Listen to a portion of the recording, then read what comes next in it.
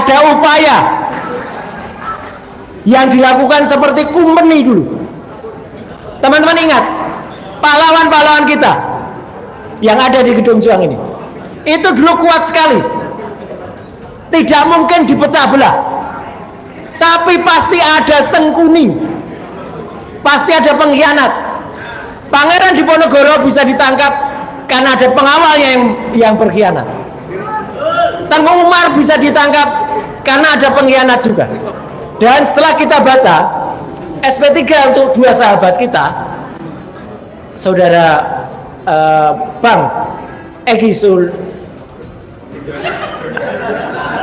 apa namanya? Sujana ya.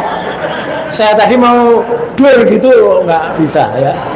Dan Damai Lubis, baca pertimbangannya A B C D E F G H I J K, itu adalah laporan dari Jokowi, laporan dari Lejumanan, laporan dari Ade Kurniawan, laporan dari Kames Samuel Sweken, penetapan tersangka SPDP, L-nya tiba-tiba loncat SP3.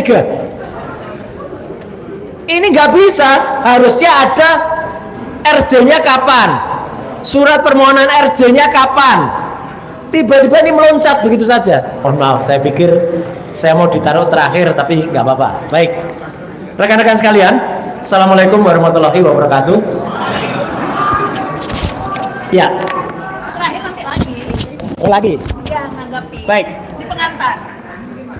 Saya mau duduk, tapi tadi karena badan saya itu kecil, ntar dikira tuyul. Padahal kemarin ada dua tuyul yang menghadap jin Ifrit.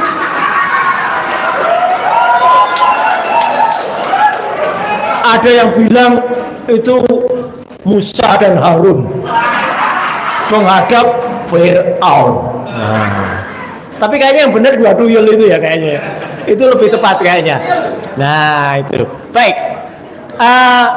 Rekan-rekan saya sekalian, saya harus sampaikan juga, izin saya untuk Pak Kosinudin, salam dari Mas Rismon Hasiolan Sianipar dan juga Dr. Tifa, yang kita berdelapan atau berdua belas ini sebenarnya masih tak bersama, ya ingat aja itu, ya meskipun ada dua yang melipir,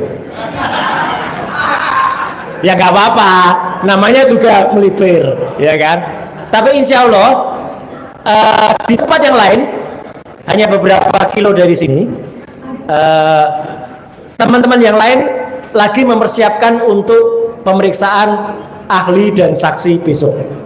Jadi ada di sana ada Michael, ada Pak Janes, ada Prof. Tono Saksono, ada juga Prof. Henry Subiakto, yang semua bagi kita juga berguna untuk pemeriksaan 3 hari lagi untuk sahabat-sahabat kita, Pak Rizal Fadila, pengantinnya ya, Bu Kurnia sama Mas Rustam. Nah, karena akan diperiksa besok dan kita akan membersamai bersama hari Kamis. Ingat ya teman-teman semua, Kamis kita akan bersamai. Besok juga akan ada pemeriksaan ahli dan saksi untuk semuanya. Jadi karena apa? Tadi penting sekali yang disampaikan Pak Asmi dan juga para pembicara yang lain, Pak Ugro dan juga nanti mungkin ada yang lain, bahwa kita ini satu rangkaian, kita ini satu SPK istilahnya, satu SPDP. Jadi kalau tiba-tiba ada yang ada yang di split, ada yang dikurangi, itu tadi disampaikan oleh Pak Ugro, susah sebenarnya syaratnya.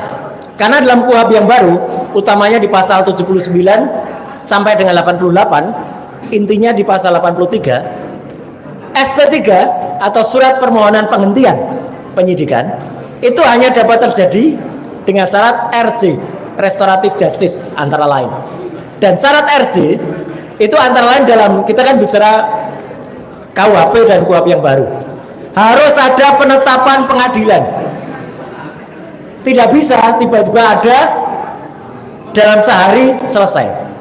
Dan fakta terbaru yang kemudian sebenarnya sudah kemarin disampaikan, tapi baru sekilas-sekilas saja, adalah pada saat RJ itu harus ada juga penandatanganan dan permohonan maaf oleh kedua belah pihak. Ditandatangani di depan penyidik.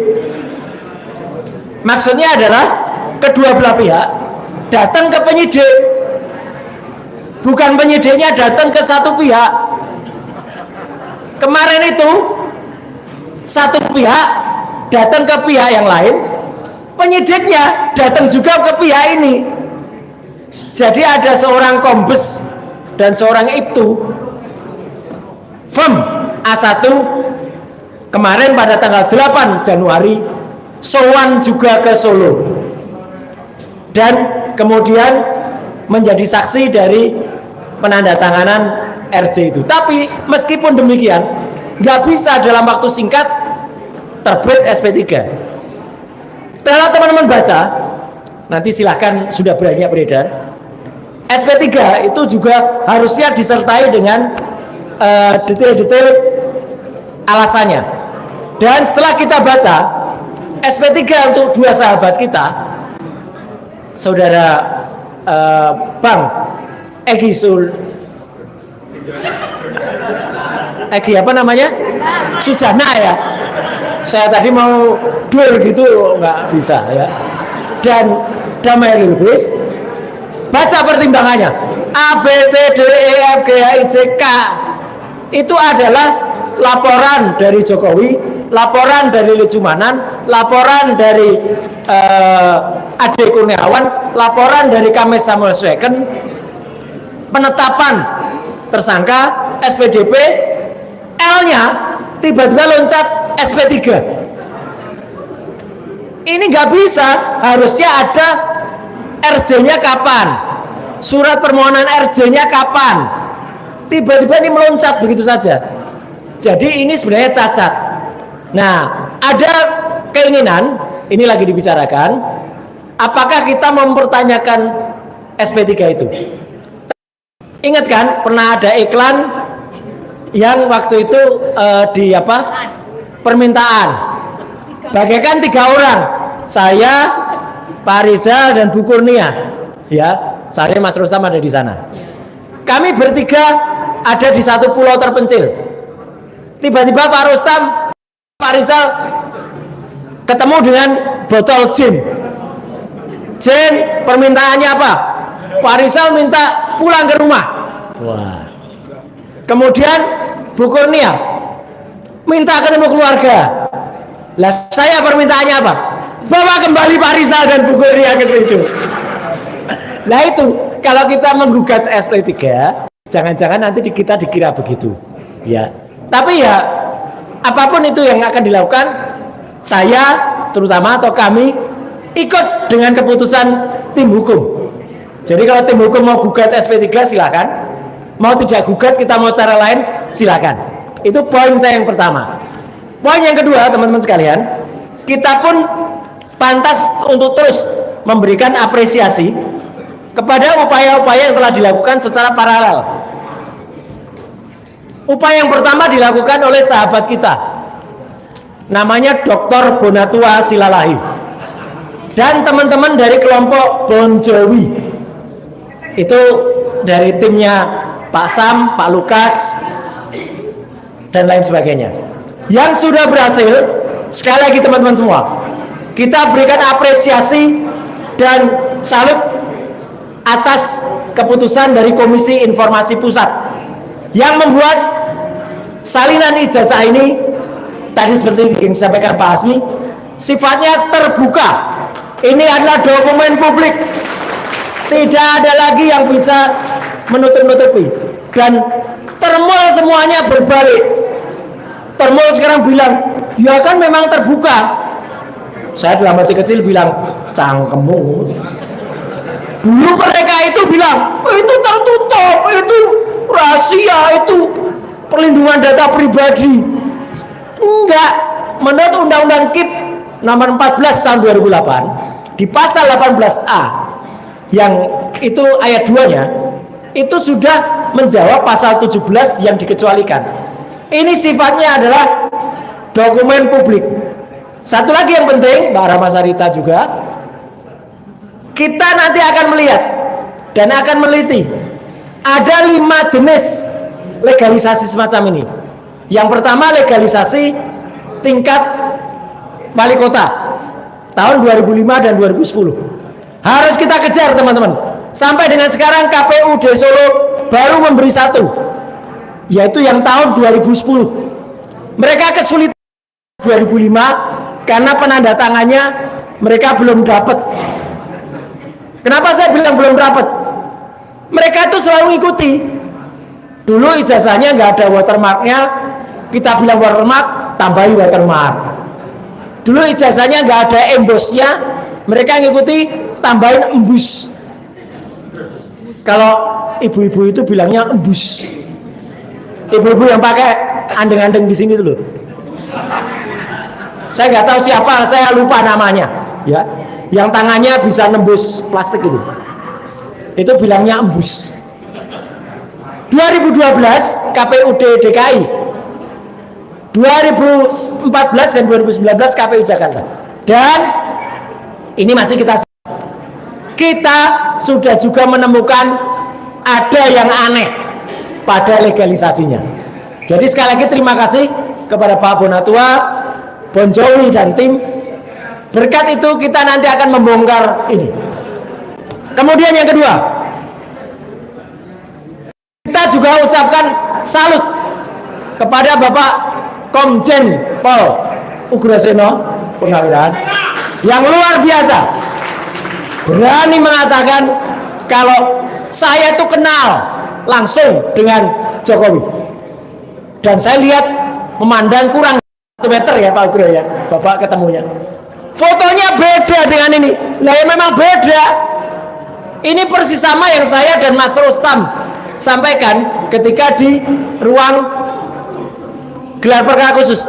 Saya langsung bilang, foto ini terlalu baru untuk 40 tahun, terlalu kontras. Kalau Mas Rustam langsung bilang, ini bibirnya bukan bibirnya Jokowi, ini matanya bukan matanya Jokowi, hidungnya juga bukan. Itu bagus. Memang bukan. Picek kok ya orang melihat. Dan barusan ada foto lain yang beredar juga. Barusan ini hari-hari ini. Masa muda yang lupa pakai kacamata. Nah, kalau itu fotonya dia. Confirm kalau itu, ya.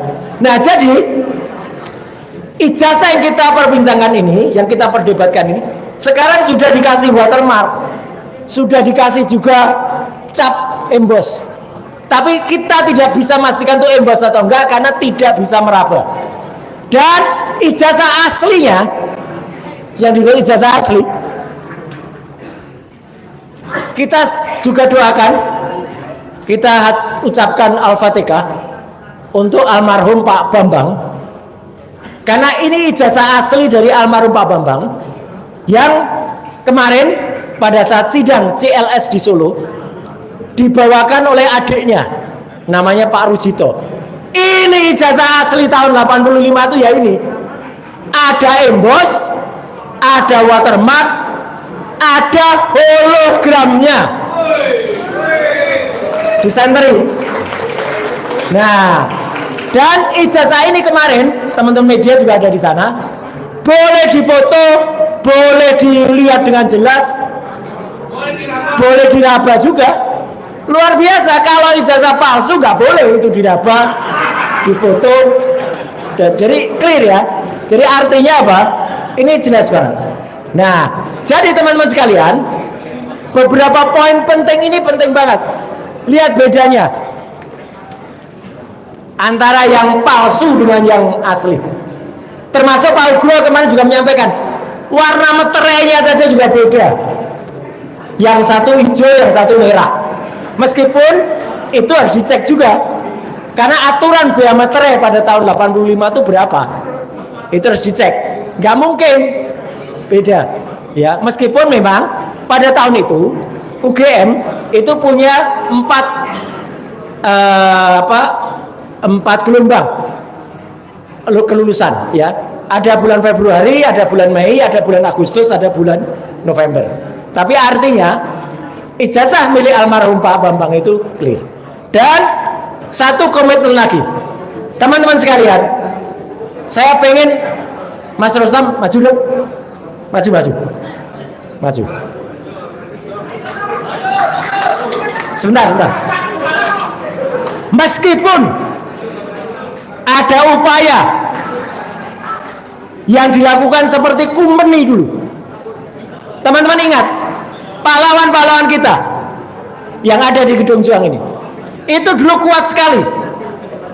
Tidak mungkin dipecah belah. Tapi pasti ada sengkuni. Pasti ada pengkhianat. Pangeran Diponegoro bisa ditangkap karena ada pengawalnya yang berkhianat. Tengku Umar bisa ditangkap karena ada pengkhianat juga. Nah, meskipun ada dua, sementara saya bilang sementara. Siapa tahu nanti ada pengkhianat yang lain. Ya, duduk dulu. Nah, Mas Tambay, kami tetap mendoakan dari lubuk hati yang paling dalam. Saya bahagia kemarin lihat ada teman kita yang nyopir mobil mewah, kemudian turun, itu manggil anaknya, namanya Mas Hizbullah. Kita senang karena kanker usus stadium 4 itu harusnya, tapi alhamdulillah segar bugar. Tetap ya, kita doakan semoga sahabat-sahabat kita itu tetap sehat ya. Apapun yang mereka lakukan terhadap kita, kita tidak boleh membalas jelek terhadap dia. Setuju? Ya, kita tetap doakan. Tapi bolehkah kita juga mencoba mencari keadilan? Sebelum nanti terakhir, saya ingin sampaikan juga titipan ini, maaf sebelum lupa, dari Bang Rismon. Sebentar lagi buku yang ditulis oleh Bang Rismon ini, Gibran Endgame, Pak Kosinudin, kita nanti juga akan bersama-sama akan diserahkan kepada DPR dan DPD. Ada 1000 eksemplar wakil rakyat kita. Saya support penuh kepada Bang Rismon dalam penulisan buku ini. Demikian juga nanti Bang Rismon akan support. Saya juga akan nulis judulnya Gibran Black Chapter. Jadi chapter yang gelap dari Gibran. Dan at last but not least, teman-teman semua, meskipun kita dipecah-pecah secara company, saya mohon Pak Rustam, Pak Rizal, dan juga Bu Kurnia berdiri. Satukan langkah kita. Kita tetap bersatu dan kita tetap mohon kepada Allah Subhanahu wa taala, tidak akan ada yang menghentikan perjuangan kita. Allahu Akbar. Merdeka. Wassalamualaikum warahmatullahi wabarakatuh.